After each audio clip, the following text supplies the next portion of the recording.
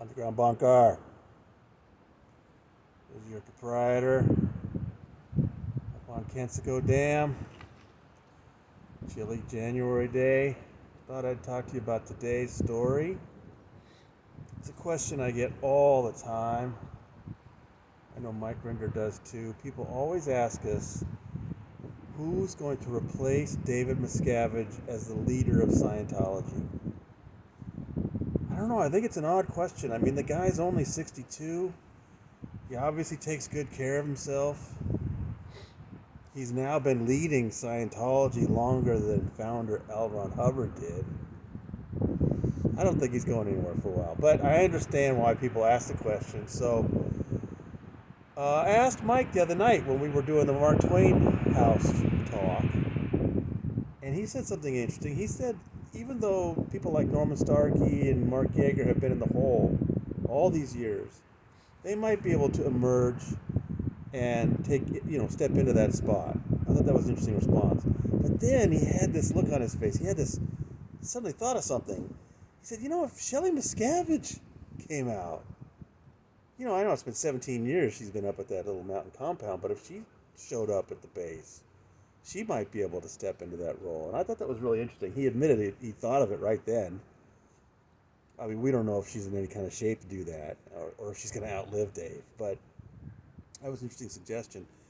And I brought that up at the group therapy podcast on the weekend, and Phil Jones said something interesting. Now, you know Phil. Phil and Willie Jones left Scientology, and their adult children, Emily and Mike,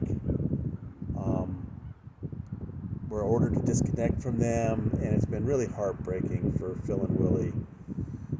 Mike was at the Hollywood Celebrity Center. We're not sure where he is today. We never hear from him or see him or anything. Emily, on the other hand, she married a man named John Goodwin, and they run Galaxy Press out of the Author Services Inc. offices on Hollywood Boulevard. And because they are, promoting L. Ron Hubbard's books, even though they're Sea Org, they get to go to things like book conventions. They go to Comic-Con in San Diego. And so we see them quite a bit. They're always showing up in social media, and it's kind of heartbreaking for Phil and Willie to see Emily all the time, but at least they know she's all right. But Phil wondered, John Goodwin, good-looking dude, charismatic guy, face of ASI, he's on camera a lot, knows how to talk on camera. Maybe he could step into that role. And I pointed out, that David Miscavige had come through ASI. So maybe that's a possibility. But then, of course, Pan pointed out that as soon as we suggested John Goodwin was a possible replacement for Miscavige, that cooked his goose. Sorry about that, John. We'll have to see if he gets busted now. Yikes. So that's an interesting story. And then I also had a little bit of a follow-up on the day before. We looked at this interesting development of this big donor to Scientology, Jim Spicer, a veterinarian. And I actually heard from a Sea Org person who said that they thought he might actually be taking that role at the Cincinnati Ideal Org to be an executive there. So I don't know that means he's going to have all that much more freedom as a staffer at the org, but hey, from retired veterinarian to org executive in Kentucky, good for Jim Spicer. But that was just an odd thing to see somebody like that who's gold meritorious with honors, almost $2 million in donations, then become a staffer at an organization. Last time I talked to you, I said I had a couple of big things I was working on. That's why I've been really kind of busy. The first one was the Ron Miscavige podcast. I was able to put that together fairly quickly. The other one I'm still working on, and it's been difficult. I think it's going to be one of the biggest things we've put out in a couple of years, and hopefully will be just another few days here to get that out. Can't wait to talk to you about it. But just hold tight, and we'll have that for you. But I am very interested in your thoughts about who might succeed Dave. But again, I just want to put it on the record. I think he's sticking around for a long time. Now, and let's just look at the background too, and why it's not easy to answer that question. Um, L. Ron Hubbard, he didn't. I mean, all right. I know there's this idea that L. Ron Hubbard wrote this document anointing Pat and Annie Broker to be his successors, but come on, that was signed like the day before he died. He was in no condition to put together a document like that. I don't really buy that it was authentic. Did he want Pat and Annie to take over?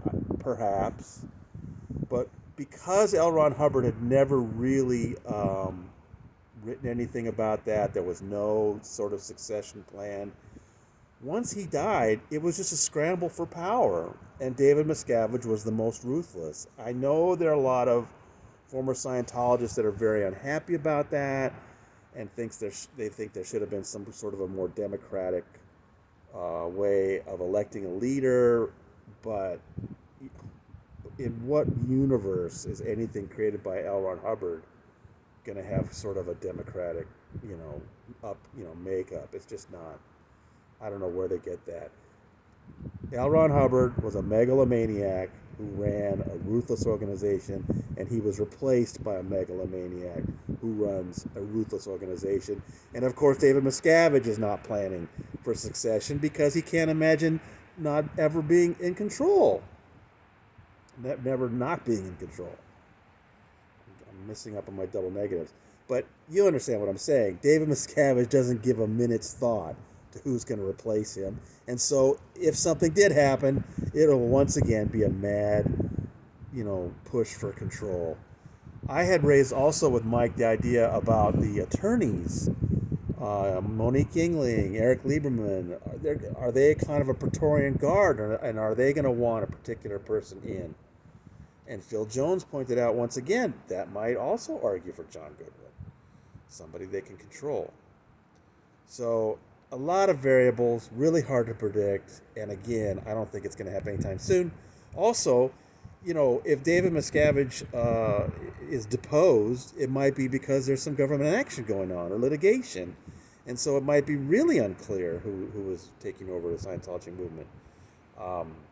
Those would be interesting days of chaos. And are they coming? Hard to know. But we'll be keeping an eye on it. So stick with us at tonyortega.substack.com. Sign up for free emails there, and you'll get our reports as soon as they come out. All right, from Kensico Dan, your proprietor signing out.